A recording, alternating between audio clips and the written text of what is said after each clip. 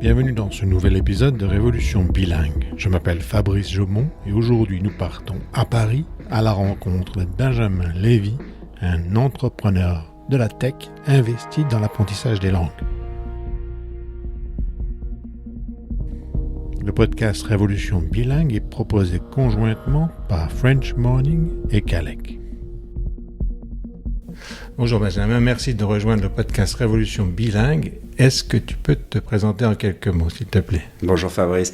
Oui, alors je suis Benjamin Lévy, je suis cofondateur de la société Gimglish. Alors je suis français, je suis parisien, j'ai un papa qui est né en Afrique du Nord, j'ai une mère française, j'ai une famille répartie partout dans le monde, en Angleterre, en Israël et ailleurs. Voilà, donc c'est très tôt que je suis exposé aux langues étrangères, à l'anglais en premier lieu, avec toute la partie de ma famille qui est britannique. Et donc tout de suite, c'est un plaisir d'être exposé à la langue et à la langue anglaise en l'occurrence. Et en même temps, une douleur d'être en cours d'anglais à l'école. À l'école française, c'est ça? À l'école française, avec des profs français, avec une pédagogie que j'ai toujours trouvée rigide, technique. En fait, on enseigne beaucoup de linguistique et peu de langue, je trouve, à l'école. Et au-delà de l'école, avec des liens vers la culture et vers le contexte en général qui sont trop peu présents ou qui sont trop anecdotiques. On va donner un exemple pour illustrer une règle, mais ça va être très plat. C'est pas ça qu'on va retenir. Par contre, on va retenir de l'école cette fameuse jeune américaine ou ce jeune britannique qui est venu nous parler de sa vie et de ce qu'il aimait en musique et de ce qu'il aimait faire en général. Celui-là ou celle-là, on s'en souvient. Mais le prof et notre manuel de langue, pas trop. En tout cas en ce qui me concerne. Est-ce que tu crois que c'est une motivation finalement de vouloir changer cette approche rigide de l'enseignement des langues ou... Oui, parce que à la suite de notre première création d'entreprise avec mon associé Antoine, qu'on a vendu, on est partis l'un et l'autre voyager à travers le monde, chacun de notre côté. Moi, j'ai voyagé 18 mois et du coup, je traverse différents pays. À chaque fois que je rencontre une nouvelle langue, j'essaye de l'apprendre et du coup, je conçois un peu ma propre méthode avec beaucoup d'idiomes, beaucoup de contextuels. J'apprends un peu le russe, dans le transsibérien, j'apprends un peu de chinois, j'apprends un peu d'indonésien. Alors bien sûr, je les ai oubliés depuis, mais mon associé arrive avec lui une approche technique, l'intelligence artificielle, tout ce qu'elle peut nous offrir en termes de finalement d'imitation de ce que fait un prof très naturellement. Il va personnaliser la pédagogie à chaque élève. Aujourd'hui, la technologie nous permet notamment ça. Et du coup, au croisement de ce que j'ai voulu apporter en termes de lien entre la langue, la pédagogie, le contextuel, l'émotion, l'humour, la culture, et lui, ce qu'il apporte en termes d'adaptation possible pédagogique, de personnalisation. On va créer Gimglish en 2004, qui n'a cessé de croître depuis. 2004, finalement, qu'est-ce qui existait à l'époque dans le domaine de l'apprentissage des langues? Ça restait finalement assez, dans la classe, un peu traditionnel, non? Alors, dans la classe, c'était traditionnel, mais déjà, il y avait beaucoup de ressources pédagogiques disponibles sur différents supports, des CD-ROM, en ligne déjà, en 2004. Il y avait déjà des sites de e-learning, mais effectivement, des pédagogies plutôt traditionnelles. On se concentre davantage sur une volonté de donner une espèce d'exhaustivité de ressources pédagogiques à tout le monde qui en aurait besoin. On s'intéresse peu aux expériences d'apprentissage. Qu'est-ce qui va nous faire apprendre, mémoriser, revenir à la langue, etc. Donc en 2004, il y a déjà finalement pas mal de choses. Et puis ça croît, il y a une profusion de nouveaux outils, de nouveaux contenus. Il y a les apps qui arrivent à la fin des années 2000, les MOOC après, etc. Donc il y a toujours plus de contenu, toujours plus de ressources disponibles pour les langues et pour d'autres domaines de l'éducation, mais assez peu d'emphase sur qu'est-ce qui va faire qu'on va apprendre, rester motivé, être assidu, revenir. Et finalement, assez peu d'emphase sur nos capacités ou nos incapacités très humaines à apprendre, mémoriser et revenir face à quelque chose qui est quand même hostile par défaut. Une langue étrangère, au début, c'est quand même hostile, on ne comprend pas. Donc voilà, on a travaillé là-dessus sur qu'est-ce qui peut générer de l'assiduité, qu'est-ce qui peut générer de la mémorisation, du plaisir, du fun. Alors est-ce qu'on a le droit de te demander justement les réponses de ces questions? Alors oui, bien sûr, même si nos ingrédients ne sont pas universels et s'ils marchent pour certains et ne marcheront pas pour d'autres, il n'y a pas une bonne méthode d'apprendre une langue. Il y en a plein, il y en a 1000 ou plus. Chacun a la sienne en fonction de son temps, de son agenda, de son lifestyle, de son budget. Mais nous, nos ingrédients, c'est ce qu'on avait dès 2004 et qui ont été plus tard décrits avec des termes, le format court, ce qui a été appelé plus tard le micro-learning, c'est-à-dire d'assumer le fait que nous, enfants, adultes, hommes, femmes, jeunes ou moins jeunes, on n'est pas capable de rester très concentré devant un écran, petit ou grand, surtout face à une langue étrangère. Devant un dessin animé ou un film, on va rester longtemps, mais pas face à un savoir, à de l'éducation. Donc des formats courts, un premier ingrédient. Deuxième ingrédient, des formats personnalisés, j'en ai parlé tout à l'heure, avec tout ce qu'a pu nous apporter qui continue de nous apporter l'intelligence artificielle, non pas pour vendre nos données à des annonceurs, mais pour faire ce que fait un prof, détecter des lacunes et personnaliser la pédagogie en aval, parce que peut-être que j'ai pas besoin de me taper toute la grille de conjugaison de verbes espagnols, peut-être que mes lacunes, elles sont concentrées sur un certain verbe ou un certain temps, donc un professeur va le détecter, va personnaliser naturellement, et l'informatique nous le permet aujourd'hui. Donc ça, c'est un deuxième ingrédient, le fait que dans un format court, en l'occurrence 10 minutes, on va pas donner la même chose à tout le monde, mais on va personnaliser, et on va non seulement personnaliser d'une personne à l'autre, mais on va aussi personnaliser pour la même personne, en fonction du temps qui passe, en fonction du fait que c'est le cours d'aujourd'hui, ou c'est le cours de dans un mois si je prends un mois de vacances, parce que voilà, on est des humains et on oublie. Et du coup, je ne vais pas avoir le même cocktail de 10 minutes de contenu aujourd'hui que dans un mois si je prends un mois de vacances, parce que je vais avoir oublié plein de choses. Et pareil, un professeur ferait pareil. Après une césure, il va reprendre des choses, il va consolider, il va revenir en arrière. Et troisième ingrédient déterminant, ça a été la volonté de tout scénariser, de mettre des efforts que nos confrères de l'apprentissage des langues font rarement, de développer des contenus drôles, culturellement profonds. On a des confrères qui font des contenus pédagogiquement irréprochables. Bon, c'est le minimum, on va dire, mais très souvent plats, politiquement corrects, sans âme, sans odeur, sans profondeur culturelle. On va enseigner. On a beaucoup de confrères, et parmi les plus gros, les plus notoires, je ne vais pas les citer, mais qui vont enseigner exactement de la même manière l'espagnol, l'allemand. Ils vont nous enseigner comment dire pomme en espagnol, de la même façon que pomme en français, etc. Sans donner beaucoup de profondeur culturelle à chaque enseignement, alors qu'une langue, c'est finalement un sous-segment de la culture. Nous, on va tout scénariser, on va raconter des histoires, on va planter chaque histoire dans son univers culturel respectif, on va découper même l'univers culturel anglophone, francophone en sous-univers, parce qu'une langue, c'est une culture, mais c'est plusieurs sous-cultures. Il y a une diversité culturelle à l'intérieur d'une même langue. Il y a évidemment les Anglais les anglophones britanniques, américains, les francophones de France, du Québec, de Belgique, etc. J'en passe, l'espagnol d'Espagne, d'Amérique du Sud. Il y a même des diversités à l'intérieur d'un même pays. Donc on va essayer d'embrasser cette diversité sans décourager, ne pas enseigner l'anglais américain particulièrement, mais essayer d'assumer cette dimension internationale à chaque langue.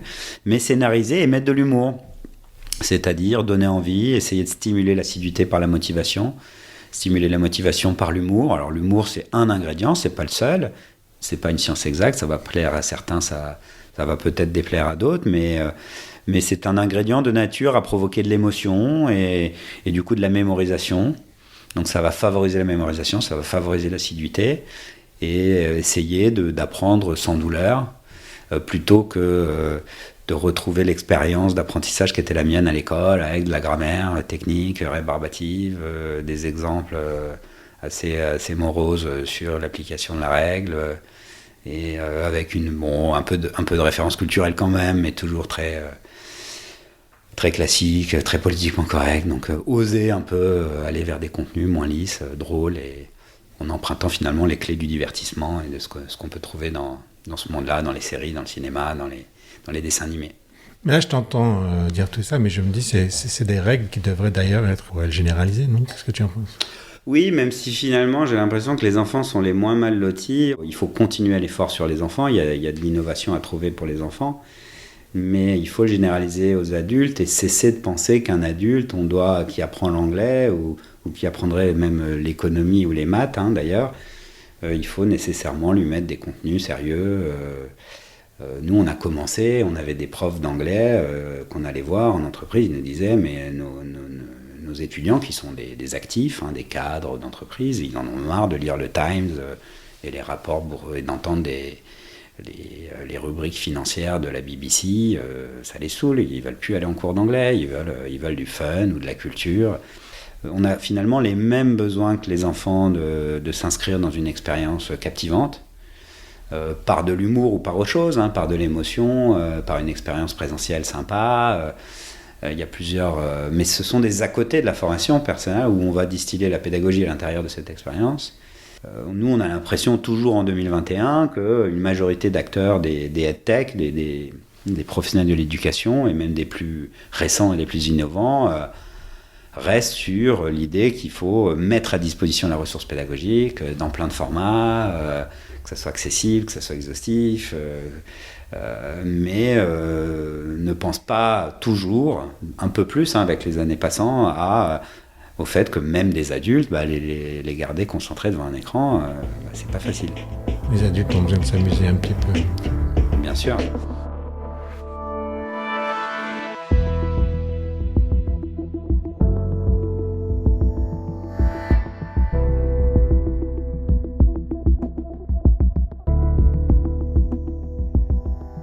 Quelle est ta grande leçon que tu tires, les retours que tu as pu avoir des étudiants? Et je sais qu'ils sont nombreux, je crois qu'on parle en termes de millions d'étudiants, c'est ça? 6 millions d'inscrits. À l'échelle de notre entreprise, on est quand même ravis d'avoir, année après année, accueilli et formé des milliers puis des millions d'apprenants qui nous disent tous les jours combien ils sont satisfaits de notre méthode et combien ils ont appris, combien ils ont progressé. Et on en est ravis. Maintenant... on n'estime pas pour autant avoir atteint notre objectif. L'objectif est immense. La majorité de nos clients restent des gens issus des pays européens ou nord-américains, développés, plutôt éduqués. Et malheureusement, même si on a des tarifs différenciés, plein d'offres gratuites, pas chères pour aller chercher des publics qui ont moins de moyens ou dits en difficulté, etc., on n'a pas l'impact qu'on aurait aimé avoir sur ces populations en France et au-delà, qui pourtant ont techniquement accès à ces profusions de ressources pédagogiques, mais qui sont toujours et encore en marge de l'éducation, et notamment de l'éducation langue. Donc il y a encore du boulot. On n'a pas la seule solution. Nos ingrédients que j'ai décrits tout à l'heure ne marchent pas pour tout le monde. Notamment, ils ne marchent pas forcément pour des débutants. Donc déjà, ça exclut des grands volumes d'apprenants potentiels. Donc il y a encore du boulot, et malgré ces 2 décennies d'innovation, on trouve quand même qu'elles ont pour l'instant surtout bénéficié aux élites. Mais les élites, elles arrivaient déjà à se former en ligne avec un PDF en ligne il y a 20 ans. Donc il y a du boulot encore. Mais l'évolution, elle s'est faite aussi sur la technologie, parce que vous avez dû, j'imagine, tout modifier ou adapter pour que ça marche sur les smartphones, qui sont aujourd'hui probablement les seuls outils utilisés. Comment est-ce que les produits de ton entreprise sont utilisés, et qu'est-ce que tu prévois pour les 20 prochaines années finalement? Alors, nous, on n'a pas eu beaucoup de mal à s'adapter à l'apparition des smartphones, parce qu'on avait déjà choisi des ingrédients cohérents avec cette évolution. Le micro-learning, ce qu'on a appelé plus tard le micro-learning, le fait de proposer des sessions de 10 minutes déjà, c'était très cohérent avec l'apparition des smartphones, parce que tout d'un coup... de plus en plus de gens pouvaient se former, par exemple dans les transports, sur des laps de temps courts.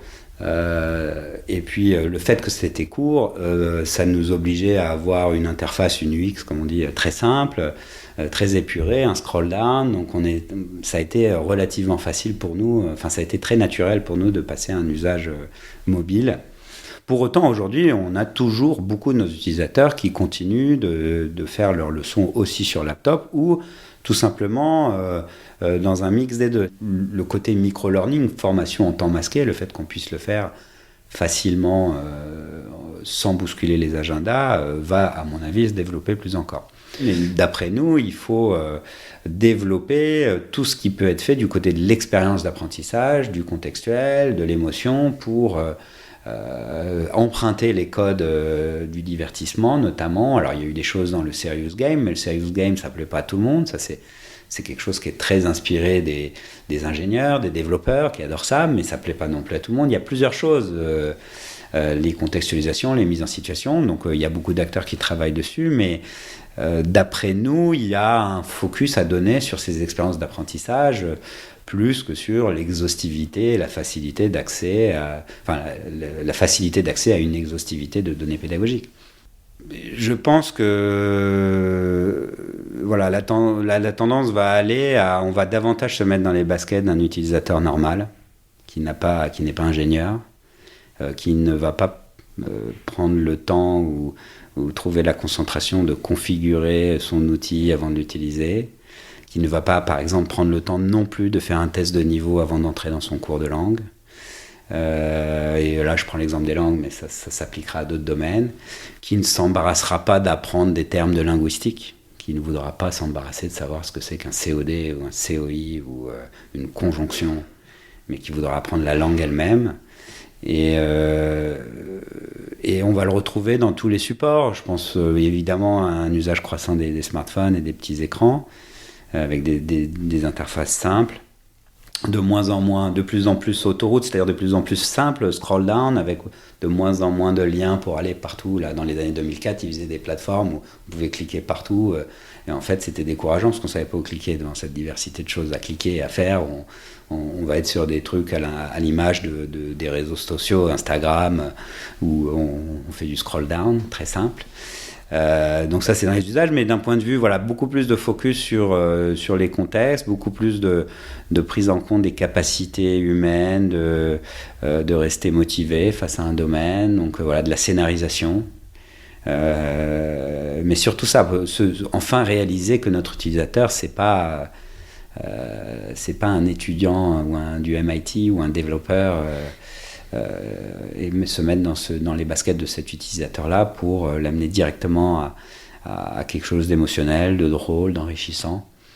Le cours de français, c'est fantastique, où on emmène nos apprenants dans un univers déjanté sur une planète francophone peuplée d'humains et d'extraterrestres, francophones tour à tour français, belges, québécois, africains, suisses, etc.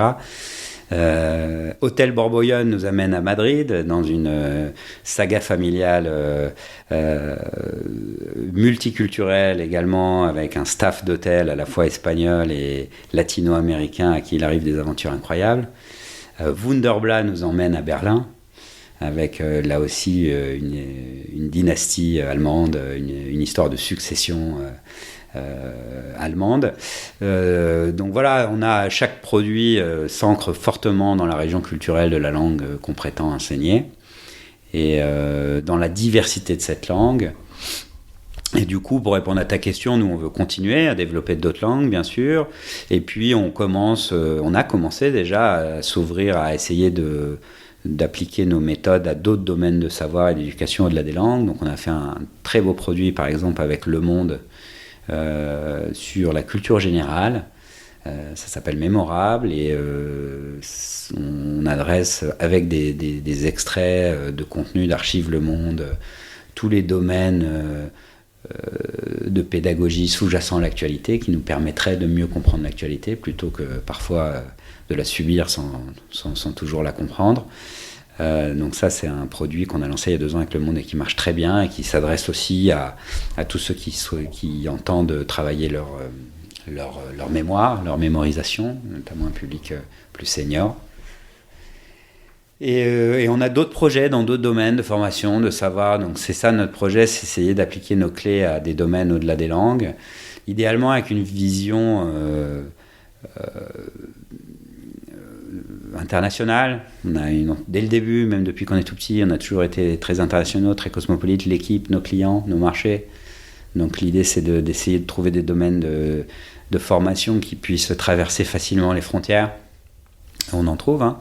C'est le cas des langues par définition, mais il y a d'autres domaines. Et par ailleurs, un autre axe d'innovation vers lequel on veut emmener l'entreprise, c'est de progresser pour trouver aux professeurs qui reste indispensable dans l'équation de l'éducation numérique. On a souvent craint que le professeur allait être relégué à une position de second rang, voire même disparaître, comme les voitures sans pilote feraient disparaître les chauffeurs. Nous, on ne le pense pas. On pense que le professeur, on a toujours besoin du professeur, que c'est la Rolls de la formation, le professeur. Mais par contre, effectivement, son rôle peut être différent. On peut valoriser l'heure qu'on passe avec lui. On peut lui permettre de passer du temps à dialoguer, à consolider des choses. On peut entre guillemets, utiliser le temps qu'on passe avec lui pour quelque chose de mieux que l'acquisition de connaissances. Le self-learning peut faire de l'acquisition de connaissances. Le professeur peut faire de la consolidation, du dialogue, de la personnalisation. Donc il y a beaucoup de projets déjà existants là-dessus. Il y a la classe inversée, il y a tout le domaine ce qu'on appelle le blended learning, mais nous, on a aussi, nous et nos confrères, on a des progrès à faire pour conjuguer ces différents dispositifs et mieux faire entrer le professeur dans le dispositif de formation. On le fait déjà grâce à un réseau de partenaires écoles de langue, notamment les alliances françaises à travers le monde, mais on peut mieux faire. Le professeur est clé, le présentiel ou le cours en ligne, en live est clé. On ne peut pas tout faire en self-learning pour tout le monde, donc il y a beaucoup d'innovations encore à trouver pour conjuguer ces deux dispositifs, pour aider le professeur à valoriser au mieux sa demi-heure, son heure ou ses 2 heures de cours. Donc là aussi, on va continuer d'innover dans ce sens.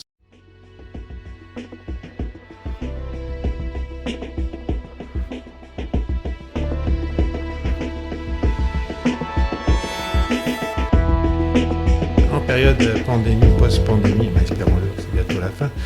Finalement, est-ce que tu penses que vous avez renforcé les choses, vous avez finalement confirmé certaines choses? C'est sûr que la pandémie et le premier confinement ont accéléré l'adoption de tout un tas de nouveaux usages en ligne, dont les cours en ligne et dont les cours de langue en ligne. Il y a eu un phénomène de pic, surtout au premier confinement. Beaucoup de nos partenaires qui sont des écoles de langue ont aussi accéléré la mise en ligne de leurs cours. Donc c'est sûr, il y a eu un phénomène d'accélération, mais il y a eu un contre-coup en 2021, en tout cas en ce qui nous concerne, parce qu'il y a eu aussi un effet de lassitude. Les gens en ont eu marre d'être en ligne. Les gens ont eu envie d'expériences vraies. Alors là, je parle en général, et on les comprend d'ailleurs. Donc on retrouve là le besoin d'aller au-delà, de mettre à disposition de la pédagogie. On peut pas, il faut prendre en compte la psychologie humaine, son emploi du temps, les à-côté, la motivation. Et là aussi, il y a des clés à trouver. Et du coup, finalement, cette pandémie a aussi valorisé le présentiel, parce qu'on s'est bien rendu compte de la valeur d'un cours en face à face avec un prof, pas forcément d'un cours, d'ailleurs, d'une expérience, d'un dialogue, donc il y a eu un phénomène d'accélération de l'adoption du en ligne, mais il y a à l'inverse une revalorisation du présentiel et du coup une prise de conscience, d'après nous, qu'on a besoin du prof. Donc finalement une réduction de l'antagonisme. Il y avait, surtout en 2004, ça s'est estompé, mais il y avait toujours un espèce d'antagonisme entre le en ligne, le traditionnel, beaucoup de profs qui levaient les boucliers, qui avaient peur du numérique ou du self-learning. Et du coup, cette crise a quand même rapproché ces mondes pour se rendre compte, dans un premier temps, de la valeur de l'un, du en ligne, et puis dans un second temps, finalement, la valeur de l'autre, du présentiel, du prof, en chair et en os. Et du coup, voilà, on va vers, comme je disais, d'après nous, de plus en plus d'efforts pour conjuguer ces mondes-là, pour tirer le meilleur parti de tout ça, en fonction, encore une fois, des emplois du temps, des budgets des uns et des autres, des façons d'apprendre. Donc voilà, c'est très intéressant, voilà, mais contrairement à ce qu'on pourrait penser, là, dernièrement, voilà, il y a nous, et même on voit les tendances Google, il y a dernièrement pas tant d'appétence que ça de la part des gens pour prendre des cours en ligne. Les gens en ont marre, ils veulent plus de prendre d'apéro en ligne non plus, ils veulent du vrai, on les comprend, moi aussi. Et voilà, donc il y a des effets un petit peu contraires, mais qui rapprochent un peu tous ces dispositifs de formation.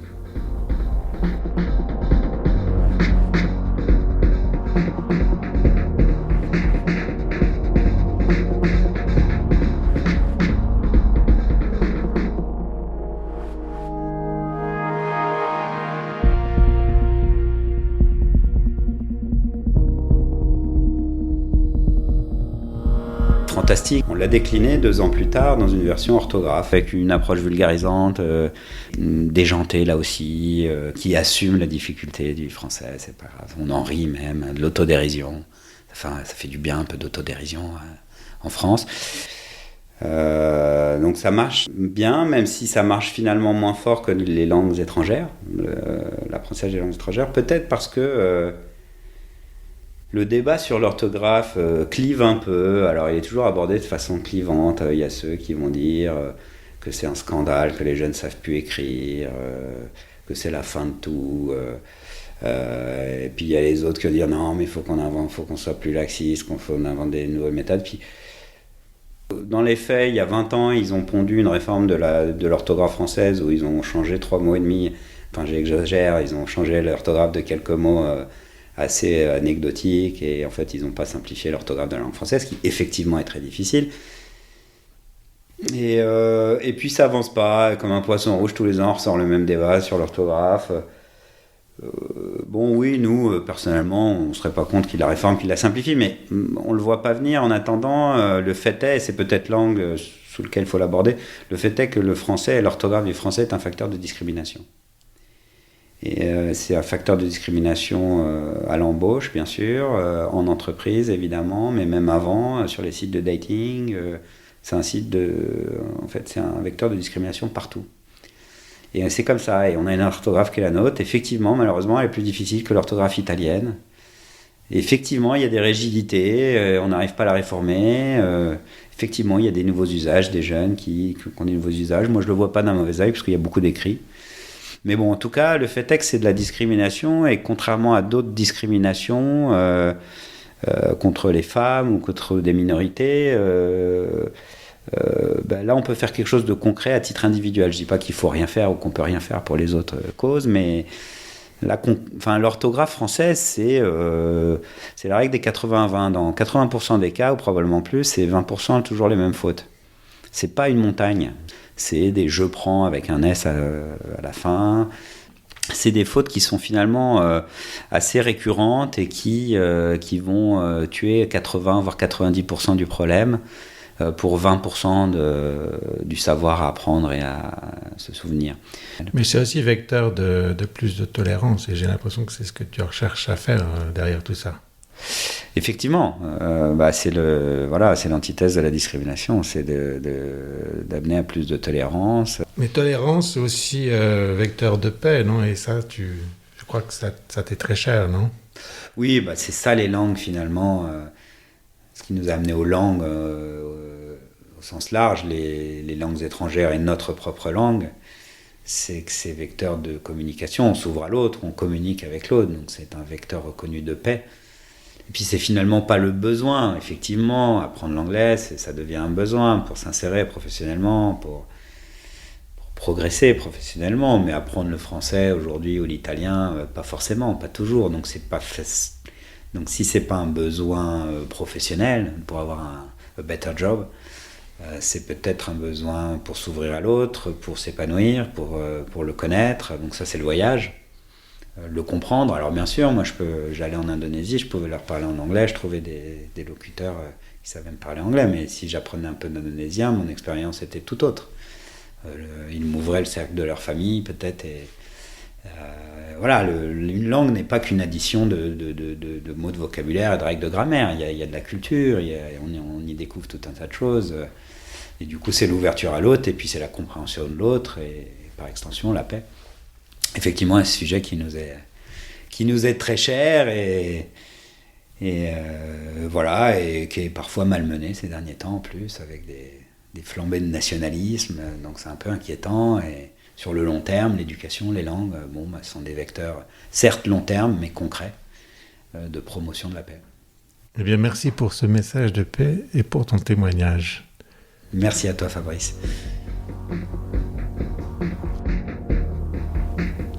Il est intéressant de constater le rôle que jouent les technologies aujourd'hui, ainsi que l'intelligence artificielle, dont on entend parler tout le temps, dans l'apprentissage des langues. Même si ces technologies ne peuvent pas encore se substituer aux enseignants, à la partie humaine de l'enseignement, un réel changement est en train d'opérer dans ce secteur des langues portés par des pionniers comme Benjamin Lévy qui l'ont très vite compris. Merci à Emmanuel Saint-Martin de French Morning et à Zara Poonawala pour le montage. À très bientôt sur Révolution Bilingue.